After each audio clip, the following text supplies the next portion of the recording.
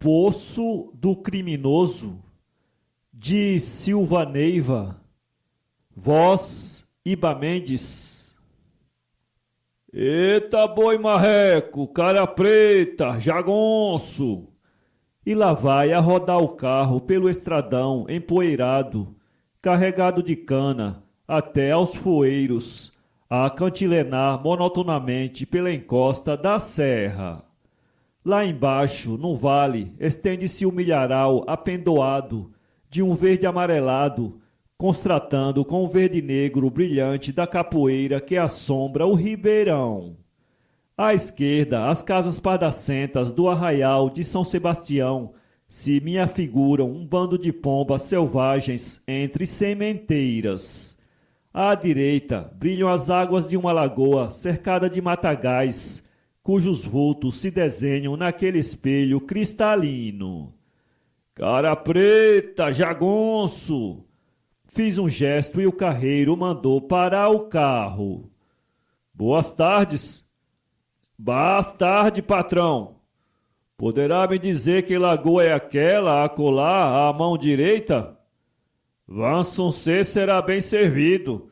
Aquilo é o mal-assombrado Poço do Criminoso. Daqui até lá não há errada. É um estirão só. Vansuncê emboca toda a vida nesse estradão. Quando passar numa ponte, quebra o braço direito e garra picada e vai troteando até dar com a cara num poço mal-assombrado.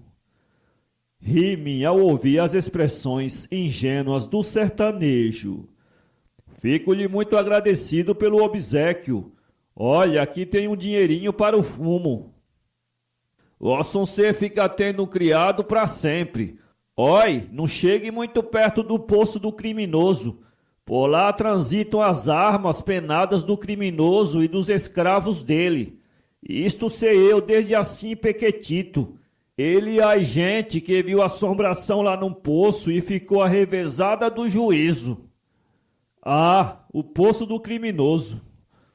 Quando ainda rapazito ouvi dos lábios da velha escrava babá a história pavorosa daquele poço. O arraial de São Sebastião, hoje em ruínas, acha-se a uma légua de distância da velha cidade de Paracatu, em Minas Gerais, e data do tempo da mineração de José Rodrigues Frois, um dos exploradores das célebres minas auríferas daquela região. E tão ricas eram aquelas minas que até o ano de 1840 delas foram retiradas cerca de 2.150 arrobas de ouro em pó. Um dos principais fundadores do arraial foi o coronel Teodósio Duarte Coimbra, conhecido entre o povo pela alcunha de Criminoso. Senhor de grandes fortunas, vivia, tal como os famosos capitães generais, em casa apalaçada, cercado de luxo e servido por um verdadeiro exército de escravos.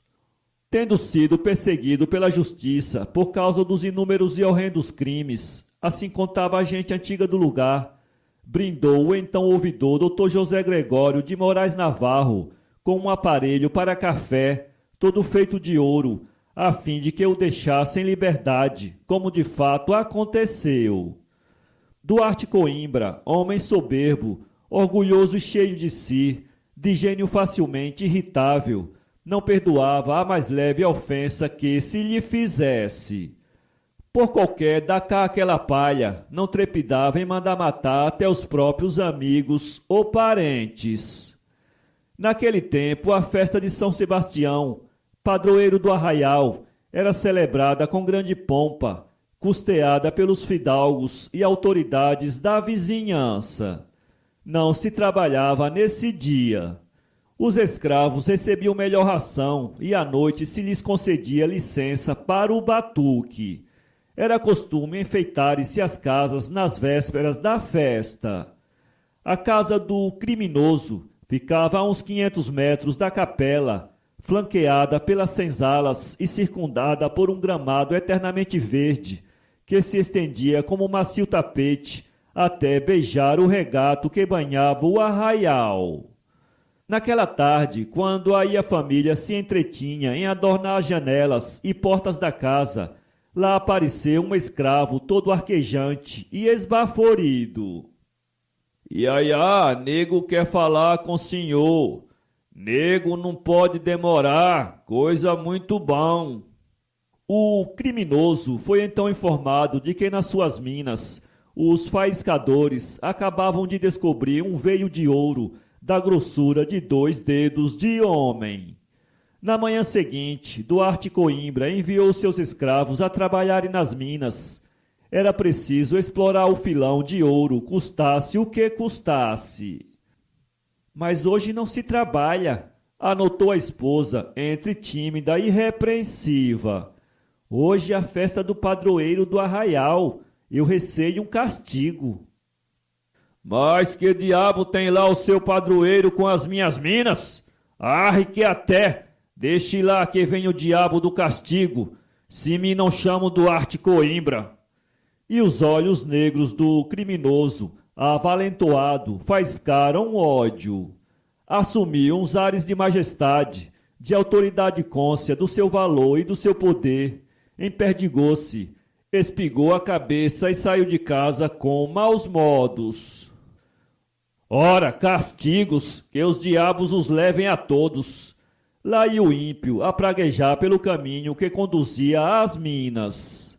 Nessa época em que a moeda corrente na região era o ouro em pó, não será difícil imaginarmos o esplendor com que se celebravam as festas dos padroeiros. Ah, o ouro! Via-se o precioso metal nas imagens, nos castiçais dos altares, nas poltronas dos fidalgos, nas carapinhas das crioulas.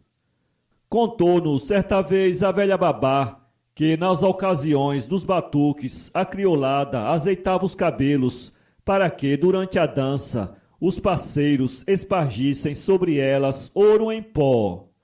Naquela manhã o povo se reunira na praça da capela e enquanto esperava o início da missa se divertia em contemplar os ricos senhores fidalgos que chegavam carregados em palanquins por criados agaloados. E o nome do criminoso corria então de boca em boca. Ah, o herege, a desrespeitar o dia santificado. Antes de sair a procissão, estando avisado o capelão de que Duarte Coimbra estava a minerar, enviou-lhe imediatamente um próprio, com o pedido de guardar o santificado. O criminoso irritou-se e mandou aceitar o próprio. Sabedor da sorte do próprio, o capelão, contristado, mandou sair a procissão, que se pôs em movimento, acompanhada respeitosamente pelo ouvidor, pelos fidalgos e pelo povo. Ao se aproximar da mina, a gente fitava com indignação a figura do criminoso, ereta sobre um penhasco, a agitar os braços, a dar ordens, a blasfemar como um endemoniado. Súbito, um leve tremor de terra. Parecia que das profundezas da terra vinha um ribombacavo e surdo de trovão. Que? Trovão? O povo atemorizado correu os olhos pelo céu azul, nem sequer uma nuvizinha a vagar pelo firmamento. Empertigado sobre a rocha, o criminoso continuava a vomitar palavrões e blasfêmias, a erguer para o céu o punho ameaçador. Qual castigo? Qual carapuça? Castigo? Que os diabos o levem e ao padroeiro também, se me não chamo Duarte Coimbra. De repente estremeceu toda a mina. A terra parecia gemer. Uma coluna de fumaça densa e negra se arroja para os ares, e num abrir e fechar de olhos, um enorme olho d'água alagou a mina, sepultando nela o infeliz criminoso e todo o seu exército de escravos. Ah, tu, poço do criminoso, quantos pensamentos tristes não despertastes em minha alma nos anos da minha meninice, que de sombras não espargistes na minha imaginação viva e irrequieta de criança, ao escutar a tua história pavorosa e verdadeira, contada pela voz fatigada da escrava anciã. E hoje, após tantos e tantos anos, Tu testemunha dos esplendores e das misérias dos tempos de antanho, qual sentinela muda e ao mesmo tempo eloquente, continuas a apontar às gerações novas, às gerações que passam, o fim trágico e pavoroso de um homem ímpio. Para ler esse conto, acesse www.poeteiro.com